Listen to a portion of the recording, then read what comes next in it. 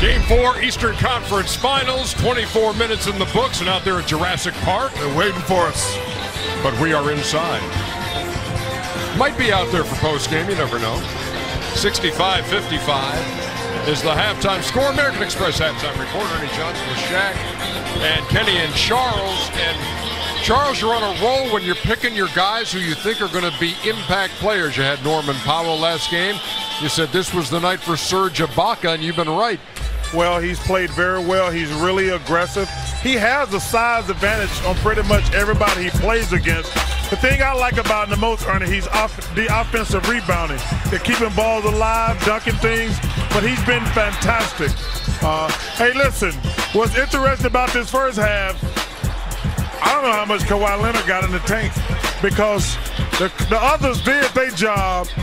They just got to keep it going. Hopefully Kawhi can bring them home, or they can keep it going because, to me, he didn't look physically great in the last game. Yeah. He looks exhausted tonight. But the others have done their job.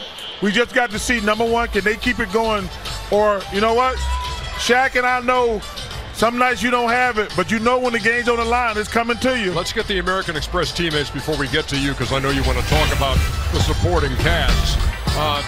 For the first time in this series, Toronto is winning the bench battle. It's 28-8 in the first half of this game.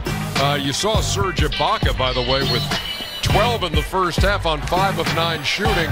His high in the series was 8, so he has delivered here in Game 4 as the Raptors try to even things up with the Milwaukee Bucks. Yes, the Toronto others have come to play. Chuck knows they need to play well. We all know they need to play well. They've come to play. This guy right here makes me so mad. 18 in the first half. He could do this every night. He just doesn't bring it every night. But guess what? He's bringing it tonight when they need it. They know he's playing great. This guy right here, when they get the ball, they push it. Everybody's saying, we're not looking for Kawhi. The shot is open. Go to the hole.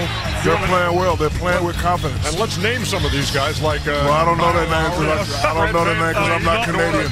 Van Vliet hit his two big right there. And Norman Powell and Ibaka. Those are the guys who've been fantastic tonight. They ain't been playing well enough for me to memorize the name, but I'm going to memorize that name after the name. Tell him, Kenny.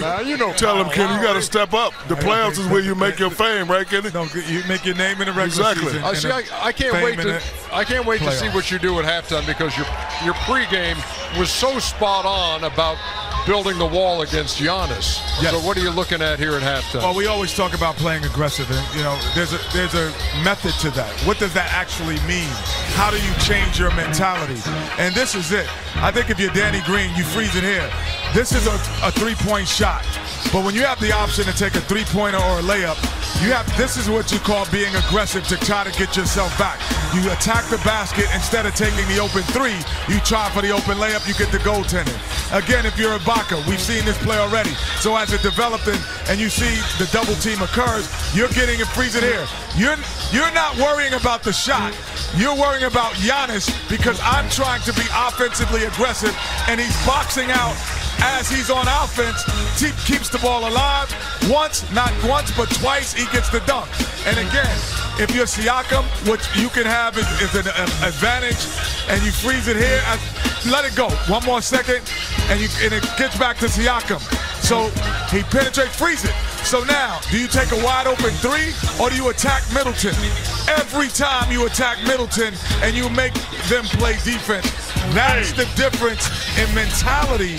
What makes you aggressive? What was the hell Ilyasova doing on that play? He's tripping. Why did he run to a guy who was already covered? Hey, can we talk about, before we run out of time here, let's talk about what you saw from the Greek Freak when this game started, because he was ultra aggressive. Yeah, but those are all layups, and that's when he's at his best in the full court. I mean, you let him get ahead of steam. Oh, it's a wrap. Yeah, this is a wrap, Ernie. Yeah. Ernie, one of the things that Giannis is going to have to learn. Oh, there's that wall we talked about. And this guy's got to knock this shot down to open the wall up. Yeah, but there he is on the baseline. But listen, he's going to make layups and dunks. Yeah. See, Kenny needs to get on the baseline so he can score. But the one thing he's going to have to learn to do, Ernie, you don't have to dunk it every time. Stop it. You can shoot a little floater. There's a guy over here that says, you can get a floater. He is so determined to get to the basket every single time, Ernie. He always ends up getting himself in trouble trying to make hanging shots over 3 and 4 guys. you can shoot a little floating layup sometimes. He had 11 in the first quarter, 14 in the first half. No field goals in the second quarter of this game. 65-55. Can the Raptors tie the series here in Game 4?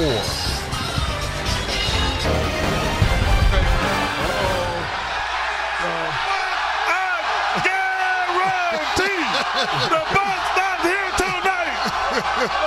Okay. Charles giving the Toronto fans what they were looking for in Jurassic Park before this game. Oh, yeah. Hey, I just want to see a good series. Yeah. I'll need 6 games, baby, 6 games. Well, if this keeps up tonight, we're guaranteed. Guaranteed. I'm going to have to stop using that word around you.